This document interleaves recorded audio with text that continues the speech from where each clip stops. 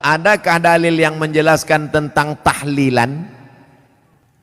La ilaha illallah, la ilaha illallah, la ilaha illallah. Itu artinya tahlil. Tasbih, subhanallah. Tahmid, alhamdulillah. Takbir, Allahu akbar. Tahlil, la ilaha illallah. Man halala, siapa yang mengucapkan tahlil, summa ahda thawabahu ilal mayyit, kemudian tahlil itu dihadiahkannya kepada si mayit, orang mati, yantafi'u bihi, pahalanya sampai dan orang mati itu dapat manfaat. Begitu kata Imam Ibnu Taimiyah dalam kitab Majmu' Fatwa Ibnu Taimiyah. Kenapa Ustaz pilih pendapat Ibnu Taimiyah? Karena yang banyak melarang-melarang nih sekarang anak-anak buahnya Ibnu Taimiyah. Paham? Padahal Imam Ibnu Taimiyah dalam Majmu' Fatawa mengatakan siapa yang mengucapkan tahlil dihadiahkannya pahalanya pada yang meninggal sampai. Kalau dimasakkannya bubur kacang hijau, kenapa Ustaz tiba-tiba ingat bubur kacang hijau? Oke, bubur jagung kalau gitu. Lalu kemudian dihadiahkannya pahalanya untuk almarhum. Sampai apa tak sampai? Sampai. Mana dalilnya? Mana? Kata Sa'ad, ummi matat, makku mati. Afa atasaddaqu anha? Kalau aku bersedekah, pahalanya sampai tak untuk emakku? Kata Nabi, tasaddaq, sampai. Sedekah engkau, sedekah. Ayu sadaqatu afdal? Apa sedekah yang paling afdal? Kata Nabi, saqiyul ma', sedekah yang paling afdal mengasih air minum. Kalau air minum saja sampai, apalagi gulai baung. Artinya sedekah sampai, sedekah sampai, tahlil sampai. Apalagi bacaan Quran, Yasin wal Qur'anil Hakim innaka laminal mursalin. Sampai apa tak sampai bacaan Quran pada orang meninggal dunia? Sampai. Bacaan Quran untuk orang meninggal dunia sampai. Mana dalilnya? Ketika Nabi SAW melewati suatu makam, diambilnya pelepah korma, ditusukkannya ke makam itu. La'allallaha an yukhaffifa adzabahuma ma lam yaybasa. Tasbih pelepah korma sampai pada orang yang meninggal. Apa komentar Imam Nawawi dalam kitab Majmu', dalam kitab Al-Minhaj Syarah Sahih Muslim Ibn Al-Ajjaj? Kalau tasbih pelepah korma saja sampai, apalagi bacaan Quran orang yang beriman.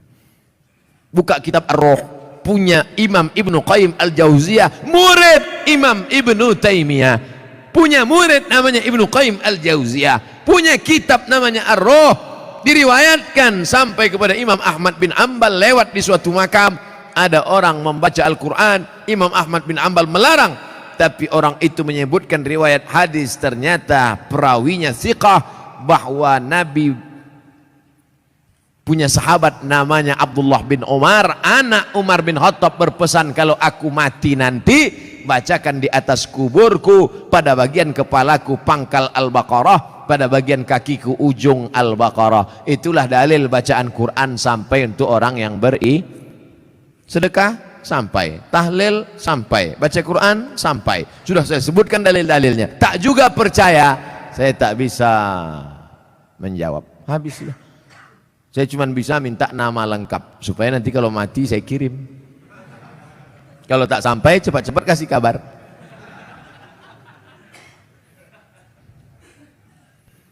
Mengazankan anak baru lahir itu apa dalilnya Pak Ustadz? Nabi mengazankan ke telinga Sayyidina Al-Hasan, anak Fatimah radhiyallahu anha, adzan as-salah, bunyinya seperti azan waktu azan salat.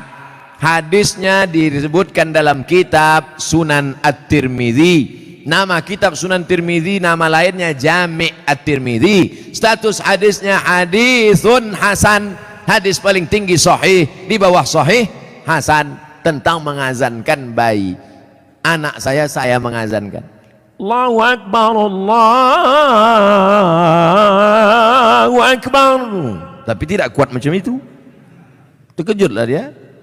Nah, makanya bapak ibu yang hamil sekarang istrinya, nanti bapak azankan. Tapi yang anak sudah lahir tak usah azankan lagi. Ini anak udah semester 2. Balik dari sini sebentar. Allahu Akbar. Apanya ayah ini gitu.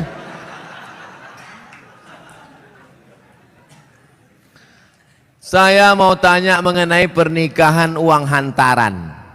Bagaimana menurut pandangan Ustadz kalau si ibu wanita itu meminta uang hantaran mahar yang cukup tinggi? Ada tiga kemungkinan ini. Pertama memang mau bertanya masalah hukum. Yang kedua mau menyindir mak tua dari sini. Yang ketiga mau menawar. Perempuan yang paling baik aqalluha mahran, yang maharnya paling murah. Wahai ibu-ibu, turunkan harga mahar. Sebetulnya yang menetapkan harga mahar ini wali, ayah. Tapi sekarang banyak ayah yang anggota ISTI, Ikatan Suami Takut Bini. Maka yang berperan sekarang ibu-ibu, matre. Banyak perempuan lebih mau makan di daun daripada makan di pinggan.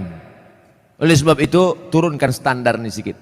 Jangan nanti setelah dihamil barulah na'udzubillah datang dia baik-baik. Idza ja'akum man tardawna dinahu, kalau datang kepadamu orang yang baik akhlaknya, wa khuluquhu baik agamanya, fazawijuhu, nikahkan dia. Illa taf'alu, kalau tak kau lakukan, takun fitnatun fil ardi wa fasadun arid, maka terjadi kerusakan yang amat sangat berat. Tolong jangan sampai anak-anak muda ini besok buat baleho turun ke jalan, turunkan harga mahar, turunkan harga mahar. Kemudian jodoh itu seperti apa Pak Ustadz? Apa orang yang sudah menikah terus meninggal terus menikah lagi, apakah itu berarti jodohnya juga Pak Ustadz? Karena berjumpa orang berjodoh atau karena jodoh dia berjumpa? Memang jam-jam setengah 11 ini payah nangkap memang. Karena ada jodoh baru berjumpa atau karena berjumpa itu orang berjodoh? Karena ada jodoh lah maka berjumpa. Kalau tak ada jodoh sampai mati tak akan berjumpa. Kok Ustaz tahu? Saya pernah ngalami. Saya Dewan Juri Musabaqah Tilawatil Quran tingkat Provinsi Riau. Kalian pikir Ustaz alang-alang?